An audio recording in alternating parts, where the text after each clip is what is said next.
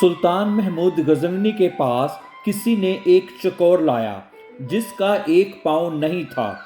جب محمود غزنوی نے اس سے چکور کا قیمت پوچھا گیا تو اس کے مالک نے اسے بہت مہنگا بتا دیا۔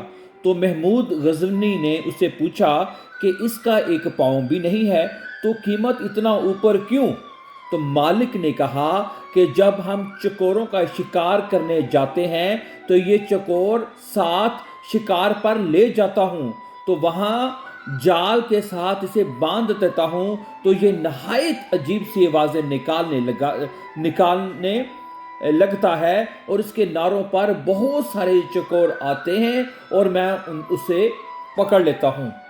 تو محمود غزنوی نے اس چکور کا قیمت مالک کو دے کر چکور کا سر تن سے جدا کر دیا۔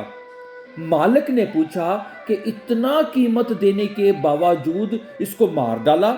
محمود غزنوی نے بولا کہ جو دوسروں کی دلالی کے لیے اپنوں اور اپنے وطن کو بیچتا ہے اس کا یہی انجام ہونا چاہیے۔ Thank you very much for watching. Before going, please don't forget to like, share and subscribe. Always be happy and have a nice time.